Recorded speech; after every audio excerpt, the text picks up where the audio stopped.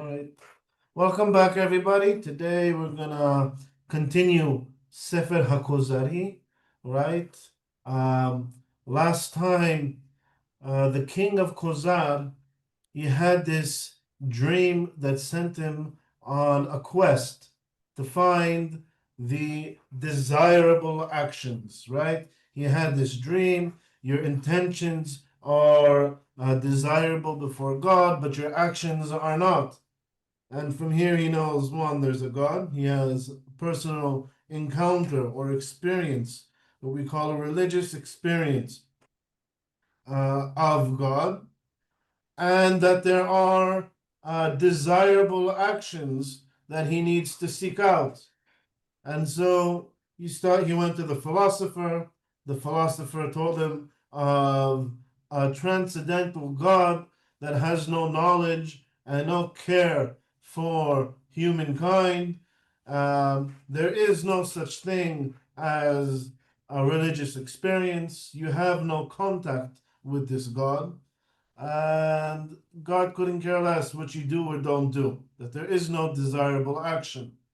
And then he went to the Christian, and the Christian set out his belief before him, presented his belief, which is almost entirely based on some sort of experience, religious experience. God is so immanent that he even manages, or he even embodies himself in human form, and he has feelings, but there is no reasoning behind this understanding of God. It's a God that defies logic completely. Not really defies, because as we'll see later with the Jew, um, even the rabbi talks about man's limited intellectual capacity, and there are things that we need to rely on that come beyond man's intellect. We'll see that later on, maybe even a little bit today. However, it's a faith that contradicts reason. So he's unsatisfied and he goes to the Muslim. The Muslim starts talking about all the miracles that God did, right? The greatest miracle is a very local miracle that only Arabic speakers can understand. But what these two religions that believe in God's revelation to man, the only thing they can seem to agree on is that God revealed himself to the Jewish people, right? The Jewish people, all the stories in the Torah are corroborated by them. So he says, I have no choice but to speak to these Jewish people. So the king of Kuzari says, I see myself compelled to ask the Jews because they are the relic of the children of Israel, which both the Christians and the Muslims are talking about. For I see they constitute themselves the evidence. They themselves are the evidence for the divine law on earth. He then invited the Jewish rabbi, over here calls him a rabbi. He's actually referred to as a chaver, a friend, where we say Kol Yisrael Haverim, right? All of the Jewish people are Haverim in the Moed. A Haver was actually a designation of a Hacham, a wise man.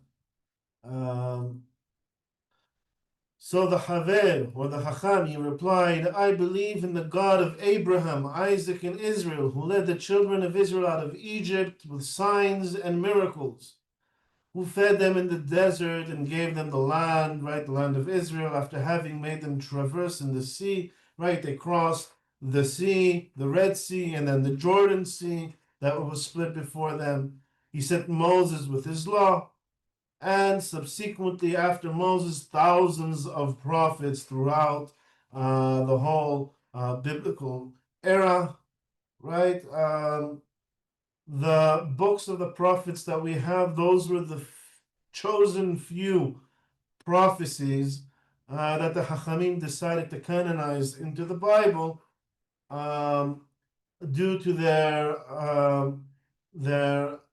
we'll call it the universal message for the future, as opposed to most of the other prophets. There were thousands of them. Hachamim say kiflaim keyotzei Mitzrayim, right? Double the amount of people who left Egypt, who were in the Exodus.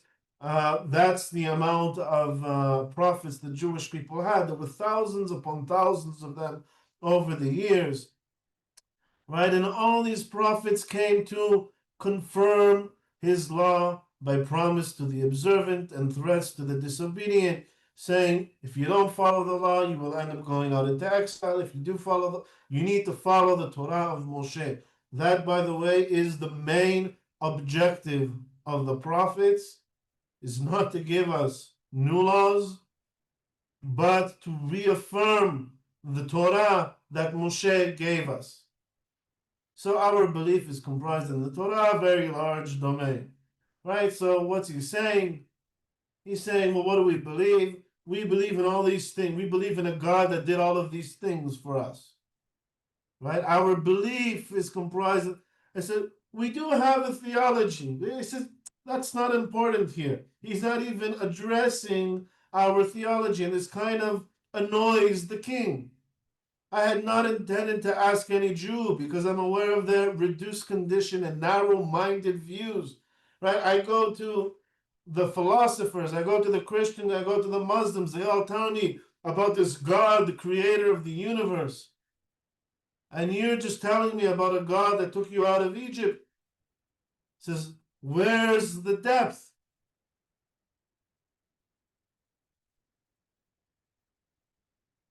So the Chachami responds to him, what you're asking for is a religion based on speculation. You want me to prove to you that God exists through philosophy? Says that can't be done. Or maybe it could be done, but there's a limit to man's understanding. Says, even if you go to the philosophers, those who perfected human intellect to the most, more than any other human being, you won't find them agreeing on one opinion with regards to what they call metaphysics, the metaphysical. When it comes to science, there's no problem. If you can demonstrate it, if you can prove it through mathematics, then that's no problem. Everyone can agree on that. There's actual evidence in the ground. When it comes to metaphysics, you're already going into the realm of speculation, right? It could make sense, but I can counter your logic with something else that also makes sense. And in fact, the Rambam, when he goes to prove, so to speak, prove the beginning of the universe, as opposed to the philosophical understanding that the universe always existed, he says there is no concrete proof in any supporting any claim. There are reasonable understandings, reasonable speculations, but really it can go any way. So he does this great targil. What's the word in English? Targil. He does this great exercise. Exactly. He does this great exercise where he says, I'm going to assume all of the philosophers' axioms, all of their fundamental ideas, in order to prove or to suggest that even through their axioms, a created universe that has a beginning in time still makes more sense. But what the rabbi is saying is, we don't contradict reason, but there are things that are beyond our ability to reason. And if you want concrete proof that God exists and speaks to man, right, Well, there is no philosophy that I can present you with. I'm going to present you with what we know regarding God.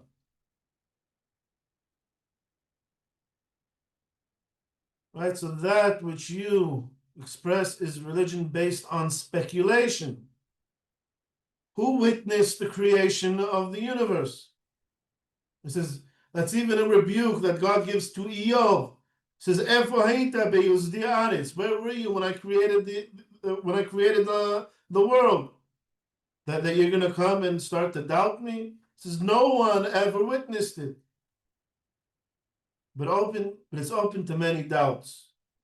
Now ask the philosophers, and you won't find that they agree on one action or one principle in the metaphysics, since some doctrines can be established by arguments which are only partially satisfactory and much less capable of being proved.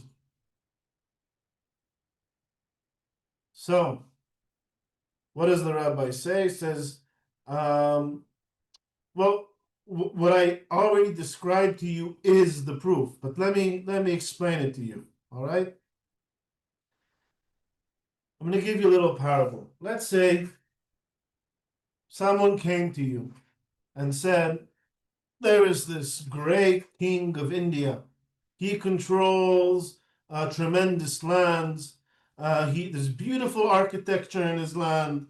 Um, he has great wise men in his court and physicians, and he has cures for everything, and he has poisons that'll defeat your enemy, right? Are you just going to accept his reign, his dominion? And he says, no, I've never heard of this king before. He says, okay. He says, but if his messenger came bringing presents, which you know can only be procured in India and in the royal palace, extremely rare and expensive presents, accompanied by a letter which is distinctly stated, right? It's signed by the king, has the king's royal emblem on it, and in it you have medicines and you have poisons that'll make your life easier, whether defeating your enemies or being cured from all sorts of sickness and maladies. And his messengers already came all the way to you, came on a convoy, right? Says, then would you believe of his existence? He says, certainly, this would remove any form of doubt that the Indians have a king, right?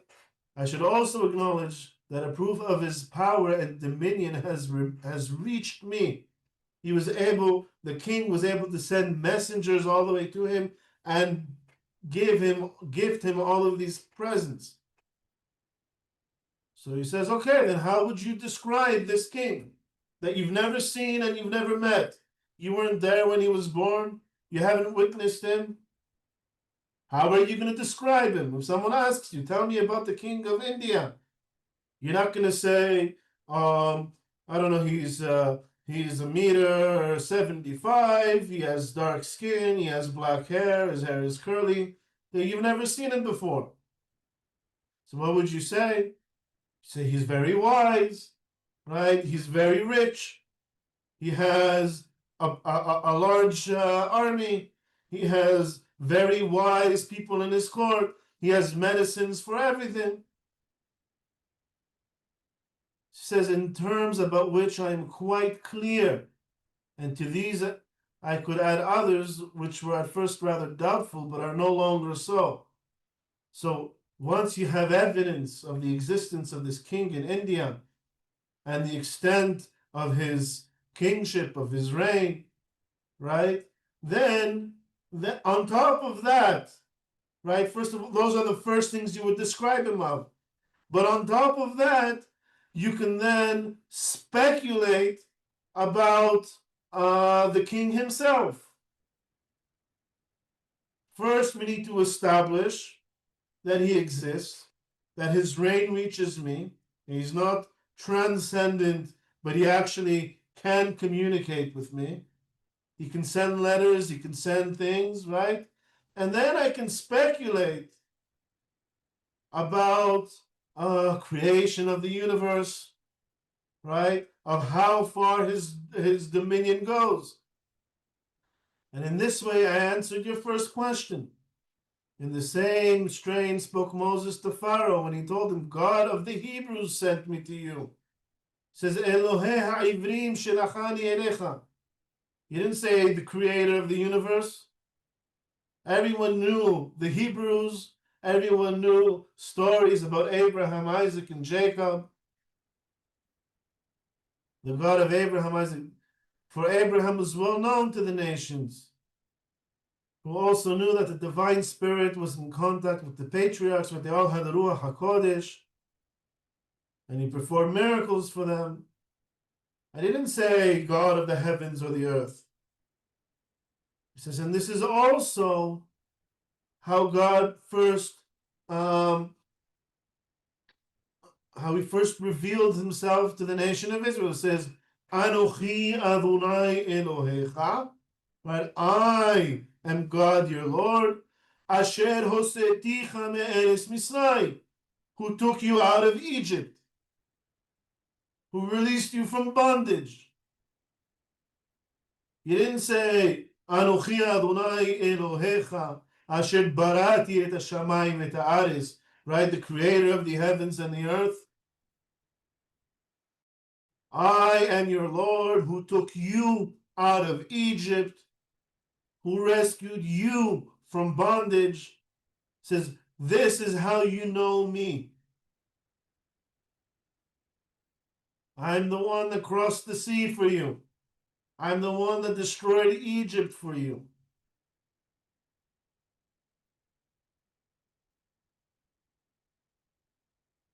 So, what do you think so far of the Jews, the Hacham's answer? Any questions? I have one question. Yes, In please. regards, I probably didn't understand it, or maybe if you could elaborate in the fact that Israel has as many prophets as many souls left Egypt. Is that something that I misunderstood? So there's the Hachamim say that the number of prophets that came to the Jewish people was kiflaim miyotzei Misraim, double the amount of people who left Egypt. It doesn't have to do with the souls of the people in Egypt or that were redeemed from Egypt. It's just the amount of people who left to Egypt was 600,000 men in military age. All right. Was it actually 600,000? Was it exactly 600,000? By the way, this says that there's like 1.2 million, including women. You could probably round it up to like 2 million people in general.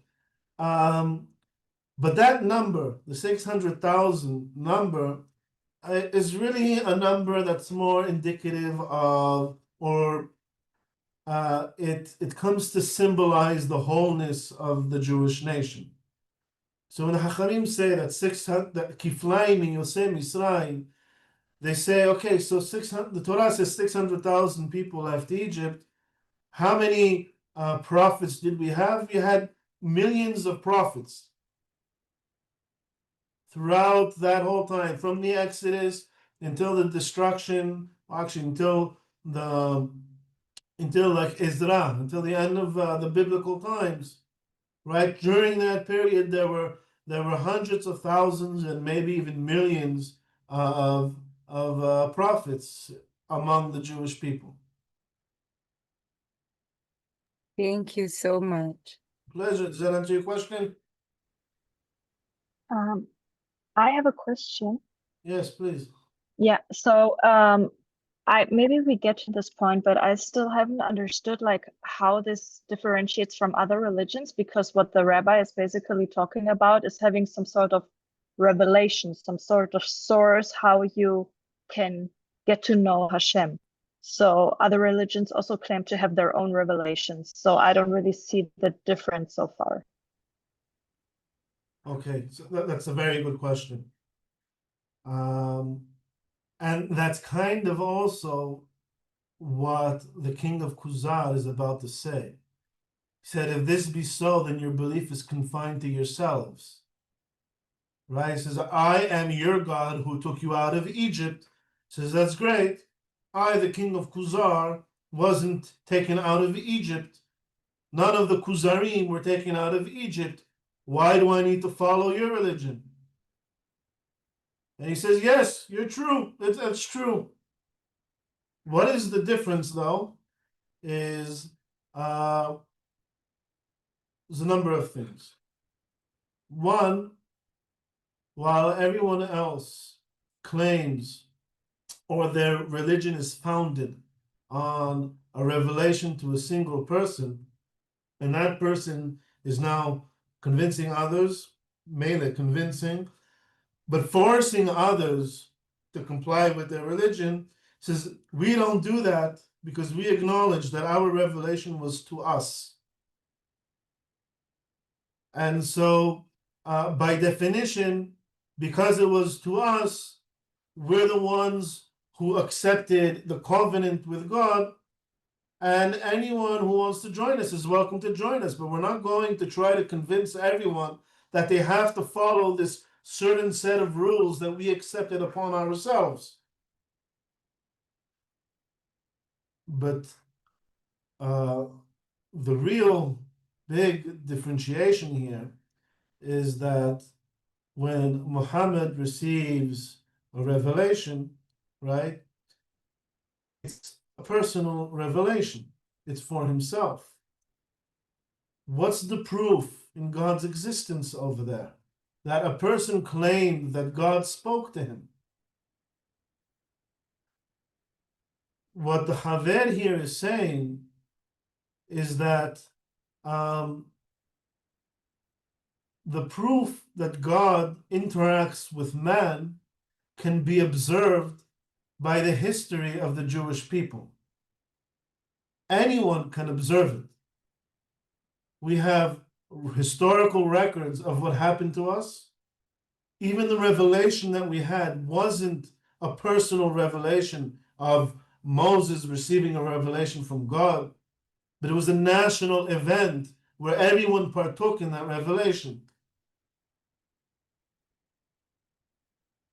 But the history of the Jewish people, which everybody acknowledges, that is the sign that God interacts with man. I prepared also here a list of all sorts of findings, archaeological findings, right? One of the first mentions, or the first, we'll call it global events that took place was the flood, right? Flood traditions you can find in almost every single civilization around the world. But even if you look just in our area, in the Mesopotamian area, right, you have the Epic of Gilgamesh. Gilgamesh, this is how do you call it? There were ancient Sumerian tablets that were discovered in the 18th century, right, that describe this epic that was widespread throughout the entire Near East, describing a flood. A flood, by the way, is just, it's like a small part of that whole story. There's this whole myth and legend built around this Gilgamesh personality. That part of it, he talks about going to find the one person who survived the flood with his family. So this is like a well-known tradition in the area. By the way, Gilgamesh lived, right? They date him to around the time, like one generation after the flood. Another interesting thing about Gilgamesh, and this is just conjecture, right? It's just my opinion. I think his role, his character, also very well fits with Nimrod, the character of Nimrod in Genesis. But that's we can leave to another discussion. All right. We see all sorts of names from Genesis, Abraham, right? Mentioned, not just as like personal names, but they were very common names around that time. And it could be that they're actually also talking about figures like Abraham, because we know that Abraham was a very well-known figure in the Near East. And by the way, if Gilgamesh is Nimrod, then Abraham and Nimrod and Gilgamesh would have actually met each other, right? They were in they were rivals. We see all sorts of customs from that area that are described in the Torah that were customary to that era and not later. There's the papyrus. Everyone hear of the papyrus that was found describing the 10 plagues in Egypt? This we're talking about someone, right? It's like a document that someone living through the 10 plagues is writing about the 10 plagues that was found much later by archaeologists. We have ancient Egyptian chronology matches a lot of events that are described in the Torah.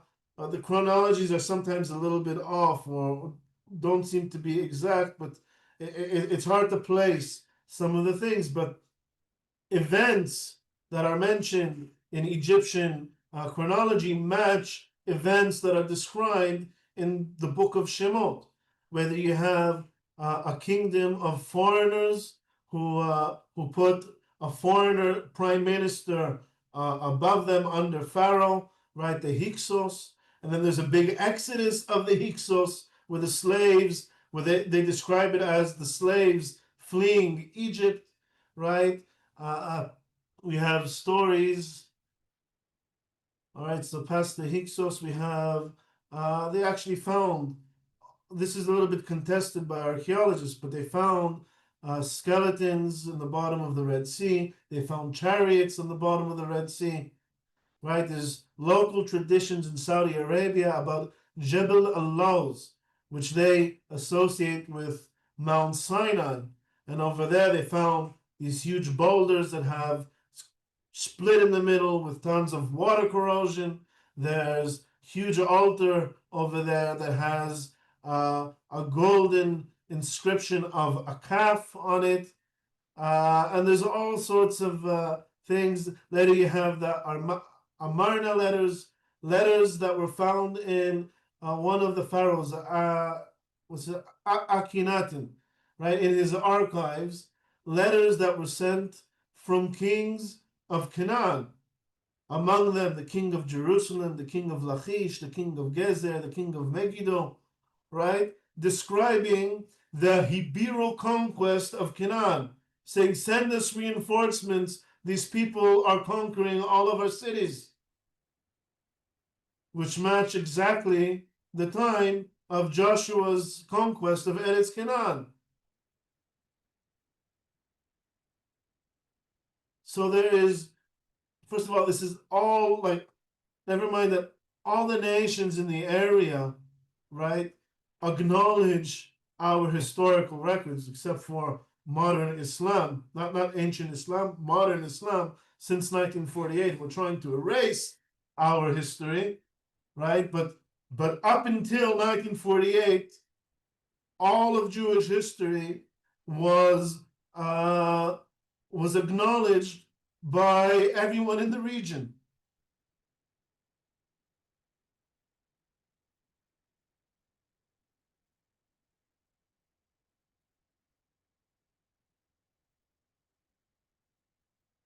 So when the Hacham is asked about our faith, he says, well, I'm not going to talk to you philosophy, which could be a very interesting discussion, but it's speculative and nothing can be proven when it comes to metaphysics.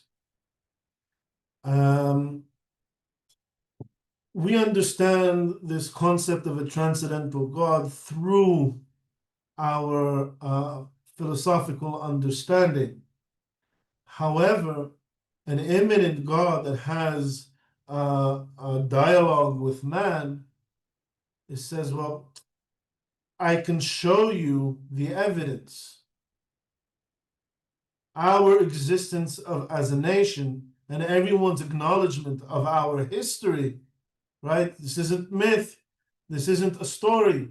This is our history that everybody knows is evidence of God's interaction with man.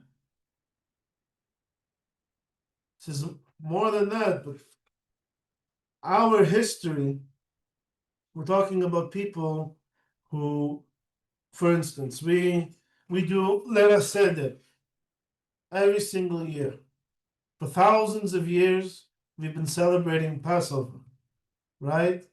Passover has been celebrated also by Yehoshua and all of his, the entire nation at his time. Yehoshua, where did Yehoshua come from? Right? Yehoshua came from Egypt. He's there leading an entire nation of people. Says, if you want to suggest that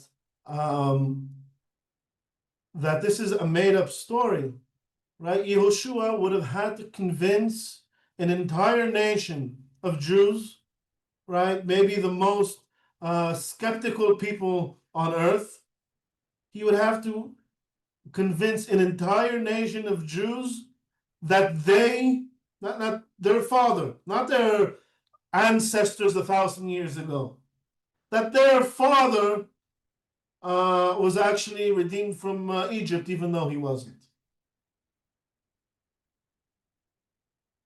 You can barely get 10 people to agree on a lie and preserve it over time, right? We have an entire nation that is commemorating through national holidays and national institutions, right? An event that took place since their inception, right? That took place in the previous generation, the generation of their fathers.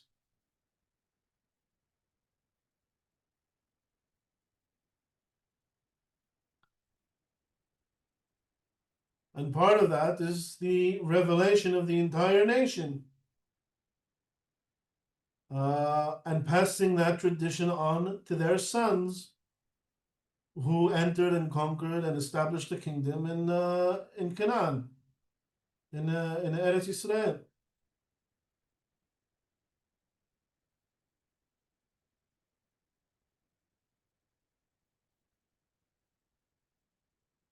Right, in this way, I answered your first question. The same strain spoke Moses to Jacob, right? In the same way, God commences speech to the assembled people of Israel. I am the God whom you worship, right? Your Lord who has led you out of the land of Egypt. And he did not say the creator of the world or your creator. So in the same way, I spoke to you, King of Khazar. When you asked me about my religion, I answered what was fitting, right? And is fitting for the whole of Israel who knows these things from personal experience and afterwards through uninterrupted tradition, which is like or equal to the experience. By the way, if any of you have seen my course on the introduction to the oral tradition, right? Tradition isn't just a story that's told from father to son. We have a national Supreme Court who's responsible on transmitting a tradition from one generation to the next. It's not even transferred personally, it's transferred from one assembly, a representative of the nation, to the next generation of the nation. And traditions are treated like legal testimony. In order to testify to a tradition, you need to testify to the place you heard it, the people you heard it from, what exactly you heard, the exact word, right? It's treated very, very seriously in Judaism. So if this is true, as you said before, right? Then your belief is confined to yourselves. He says, yes, absolutely. But any Gentile who will join us unconditionally shares with our good fortune. However, without being quite equal to us. All right, he says, Judaism is open to anybody who wants to join us.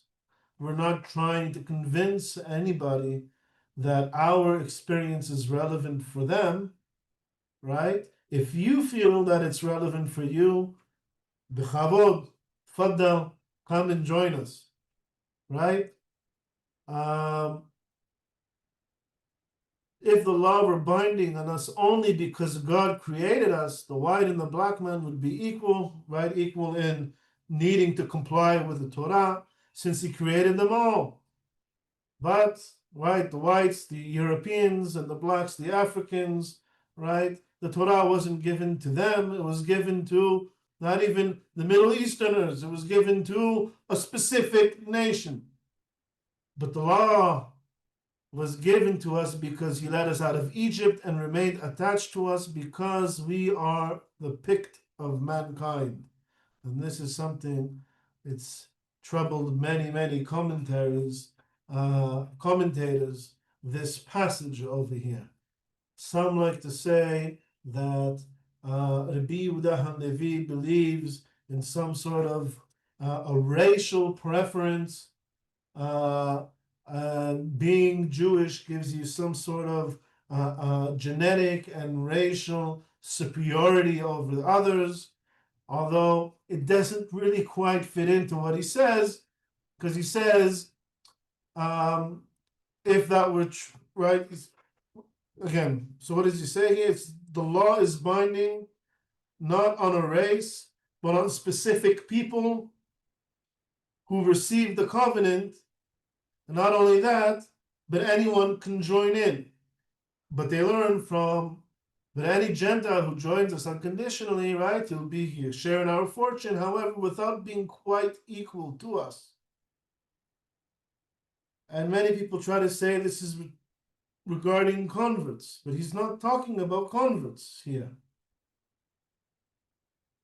He's talking about what the Torah refers to as a ger toshav, someone who is a Gentile, who wants to live among us, right? Comes, moves to Eretz Israel, accepts upon himself the 7 Noahide laws, because we don't force anybody or require anybody to accept our entire law. We say, if you want to share in our fortune, right, and get on Olam Haba and be part of, we call it Israeli society, then you can come and join us, right? You have to reject Avodah Zarah, you have to follow certain laws, Eved Min Achai, right? Lo Tirsach. And then you can join with us, but you won't be equal to us unless you accept the entire covenant upon yourself. And so this is where I think many commentators on the Kuzzari kind of got it wrong. When they say that Rabbi Yehuda HaLevi believes, and we're going to see something soon that'll, make their commentary seem a little bit more like maybe that was the truth, but it's not. I'll show you.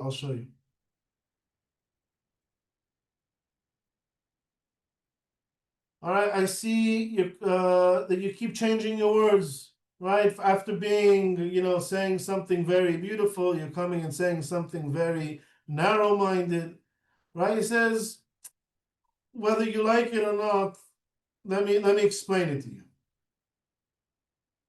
All right, he says there are different levels of or different categories of life, let's call it. So you have the material world, right? We call it called the domain. And you have a higher level of existence. Those are like vegetation, plants. They actually have life, right? They respond to things. They move. They have a nefesh, right? And then you have a higher level of existence. On top of that, you have the animals, right? That they can think. They can. Their limited thinking, that they can move around. They have some sort of discretion of where to go and how to behave, not in terms of good and bad, as in, am I going to go drink water now from the water hole, or is it too dangerous because there's alligators, and I'll wait till another time, right? So you have animals they also have a nefesh, a more developed nefesh, and above the animals you have mankind. And mankind has intellect. He can think in abstract terms, right? He has a higher level of discretion, freedom of choice, and he comes to say, Rabbi Yehuda HaLevi, that there is another level above man, above the intellectual being, the rational being called man, who is further developed than the rest of the animal kingdom. So he said, which is the next highest degree? He's asking King of Khazar. So King of Khazar, he says, well, the degree of the great Hakamim, the great sages, the philosophers, the great intellectual minds. And the Hacham, he says, no, I don't mean a degree which separates those who occupy it from physical point of view. Right? He says, I want a categorically different degree. Because a degree in smarter, right? Smart, he has more understanding than someone else. This is a variety in quantity and not a qualitative categorical difference. He says there is a higher degree of life. And what is that? So he says there is no degree above man among tangible things, right? All living creatures, right? Man is the highest point of creation. That's what the King of Khazar is saying. He says, what are you talking about? Well, if we find a man who walks into the fire without hurt, such as Abraham, or abstains from food for some time without starving, right? We've seen that with Eliyahu, who went 40 days without eating on his journey to Mount Horeb, on whose face a light shines, which the eye cannot bear. Right? We saw this with Moshe. It says, his face, the skin of his face was illuminated, who was never ill, nor ages. It says the people of Israel, when they left Egypt, it says,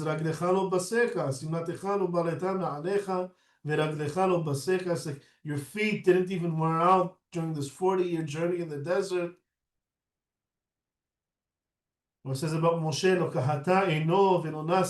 he didn't even lose any degree of his vision as he was approaching the age of 120, until he, having reached his life's natural end, would die spontaneously, just as a man retires to his couch. He knew when he was going to die. He goes, he lies down in his grave, he falls asleep, and that's it. He's done. No sickness, no suffering, just going to sleep and not waking up again at a time that he knows in advance that this is the time for me to exit this world. Equipped with the knowledge of what is hidden as to past and future. Right? He has a knowledge, not just Moshe, all of the prophets. He has this hidden knowledge. He can tell you, right, what's in your locked safe. You can see it. It's a hidden knowledge.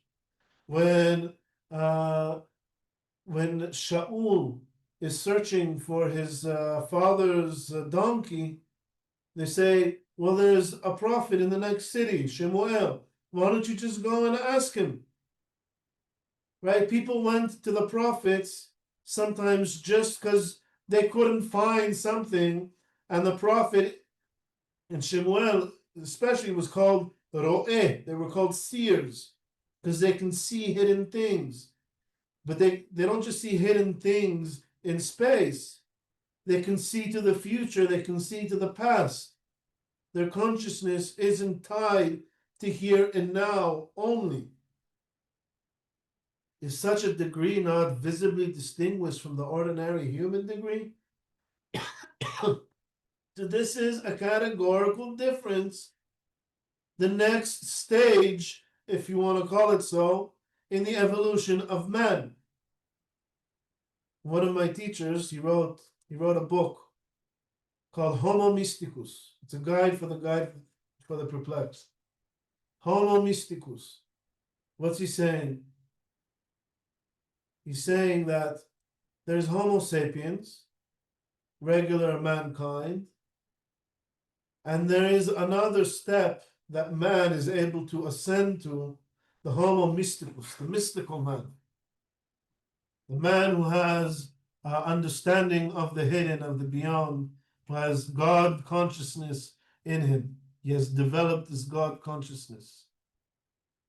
Right? I always say, there is no, when in Judaism we say that we say "V'tachserehu me'at me'elohim," right? You made him a little bit under God, v'chavod v'hadar te'aterehu, and you surrounded him with glory and with glamour, right?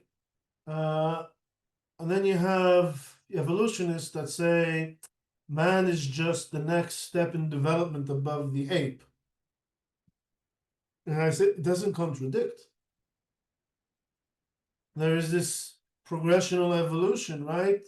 You have the domain, right? Material world, and you have vegetation, and you have the animals, and above that you have the apes. You can see us as a Homo mysticus who evolved, as a Homo sapien who evolved from the rest of the animal kingdom.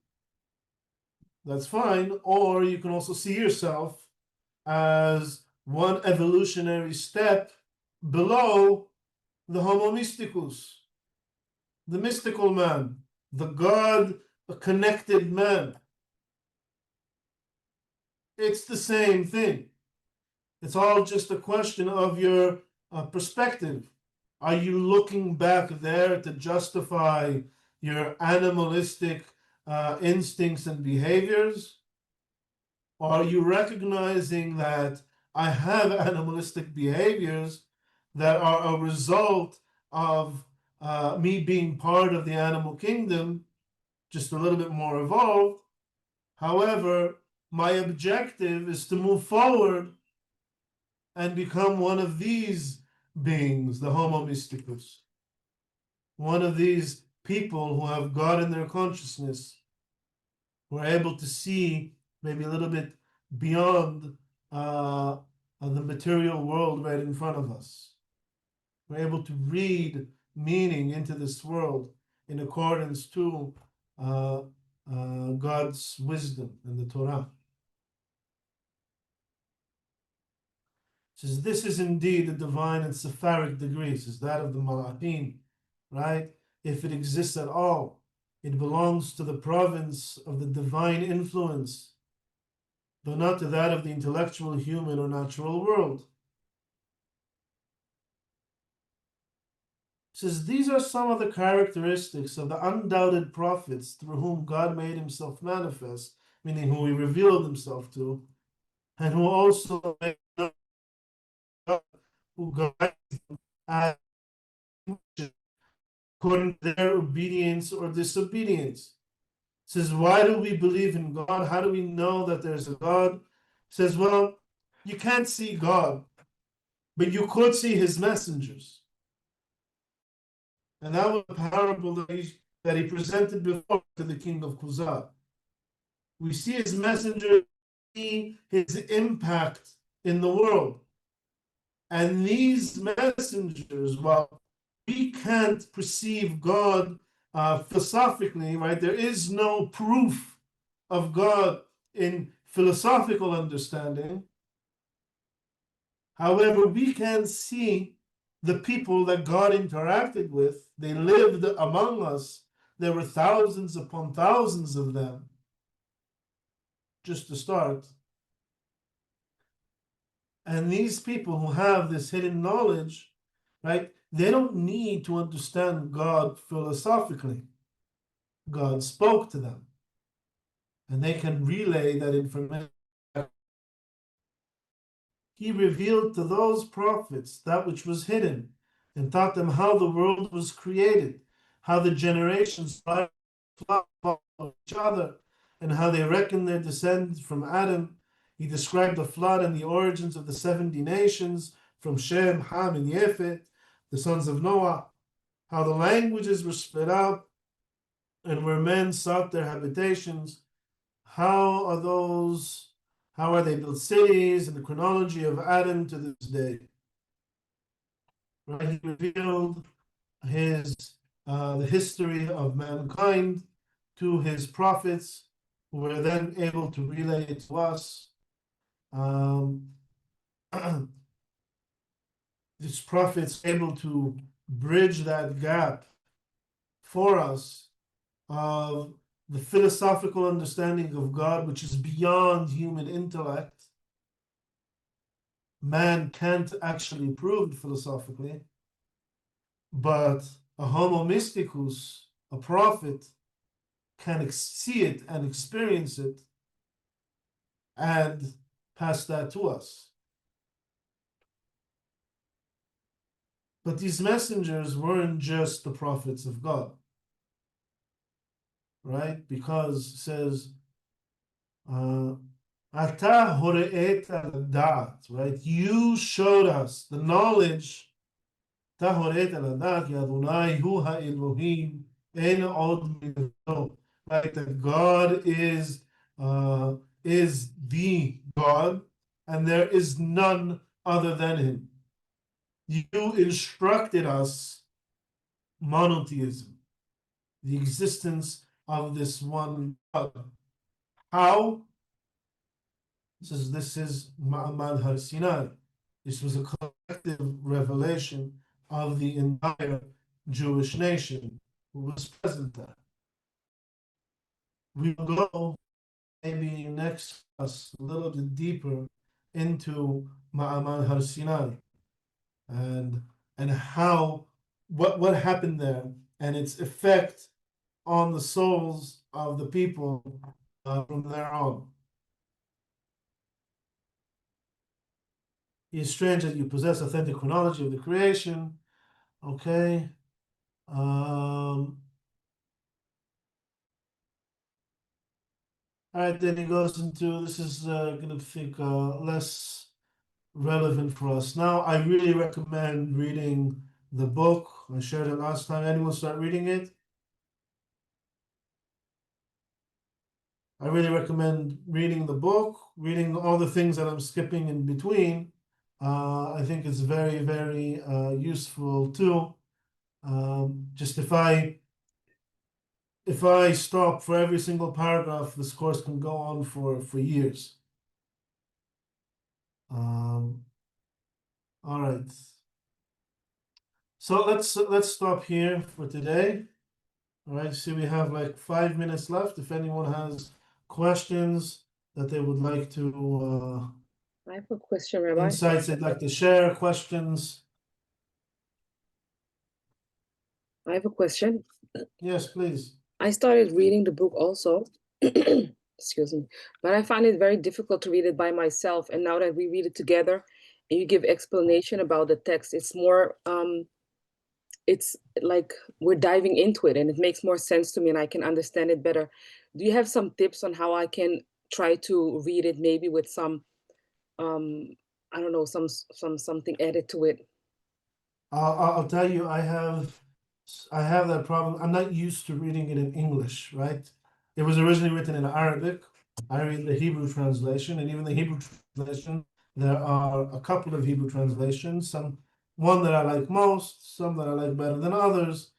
I think the best is just to try to read the text a little bit in advance, and after the class, review what we read together, and it'll stay in your head better. And also read, in between the paragraphs, in between. If I skipped a paragraph, or because again, if I read every single sentence here, it's going to take forever, I understand.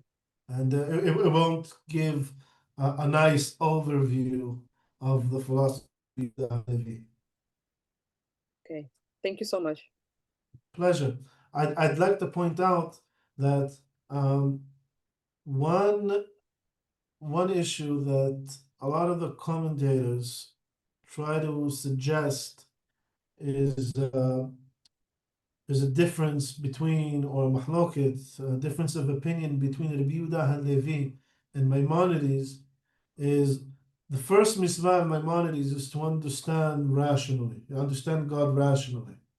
And Maimonides wants to direct us to all our beliefs in God, to substantiate them in rational thinking and philosophy.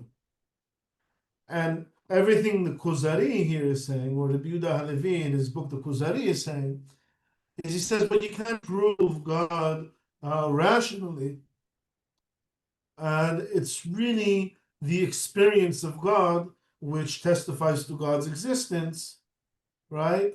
And the history of the Jewish nation that testifies to God's interacting with mankind, right? For those who haven't experienced God themselves. They don't contradict it. They're just speaking to two different people, right? Maimonides wrote his book for the Perplexed for someone who is already fulfilling the mitzvot. He doesn't need proof that God exists. He believes God exists. Maimonides is telling you, great, now that you believe God exists because you accepted the tradition, right? Because you count on the revelation, because you study Torah, I want you to substantiate those beliefs in rational thought. He's not expecting you to prove God's existence. Maimonides is well aware of the limitations of the human intellect, and he himself says that there is no philosophical proof, right? Kuzzari is talking to an audience of people who are like us. We're interested in learning about Judaism. He says, you can't prove God's existence, you can prove the uniqueness of the Jewish people. And once you accept the message of the Jewish people, then you can move on to Maimonides' instruction of substantiating everything that Sefer HaKuzzari is teaching us in our rational mind and through philosophy. So a lot of people try to pit Maimonides and the Kuzzari against each other. I think that the issues in which they sort of disagree with each other are very, very minor. And if understood properly, what each one of them is saying and who they're talking to, really they're speaking the same thing almost in the exact same words many times. Many times it seems that Maimonides actually copied the language from Sefer HaKuzzari in some places. He was like a generation and a half later. Wow. By the Amazing. way, like over here, when it's the degree of the great sages, right? Ma'alat HaChachamim HaGdolim, right? When Maimonides talks about the prophets in his chapter on prophecy, he says, Venita'ala, and the person, he realizes that he ascended beyond, right, that stage of the great sages. Ma'alat Chokhmat Sha'ar Bnei Adam. So sometimes it even seems like he's actually copying his terminology in some places. They're very, very similar to each other, just they're talking sometimes about different things that people try to say. It's the same thing, different opinion. Any more questions? Quick one. Yes, What please. is the source of the affirmation that the Torah was offered to other nations, but only the nation of Israel accepted? So we have a midrash that says that. It's based on a pasuk in Parashat Devarim. It says Devarim. It says Adonai Misinai Ba. Sorry, it's not in Parashat Devarim. Last Parashat Devarim. V'zot beracha. It says Adonai Misinai Ba v'zarach Miseir Lamo. Right, God shone from Sinai. Came from Sinai. And he shone from Seir. Right, Zarach Miseir Lamo. Hofia behar Paran. He showed up in the Mount of Paran. V'atam yidevot kodesh. So it's like describing God's appearance in some different places. And the Midrash says that before offering the Torah to the Jewish people, he actually offered it to every single nation, just every nation rejected it. Thank you. I find it interesting also that a lot of the mitzvot of the Torah, they incorporate mitzvot of the ancient Near East, common practice, common laws that were accepted in the societies of ancient Sumer, of Mesopotamia. And in a way, it can suggest, that midrash. For instance, there was we'll call it the judicial reform of the Hammurabi, right? He also presented a law to people. It didn't really stick. I mean, it stuck during time, eventually kind of went away. This I think this midrash is trying to echo that, right? The Torah didn't come out of a vacuum. Even the laws of the Torah, a lot of the laws were common practice in the ancient Near East. And I don't see that as a problem. Some people say, oh, we're copying the laws from the Hammurabi. A lot of the laws seem similar. And I say, yeah, it was accepted by the people. The reason we follow those laws is because they were codified in the Torah, and we accepted the Torah, right? It could have been other laws. God didn't come to change what was working for the civilization. He came to correct certain things that weren't working, and to provide us with a comprehensive legal system that covers everything.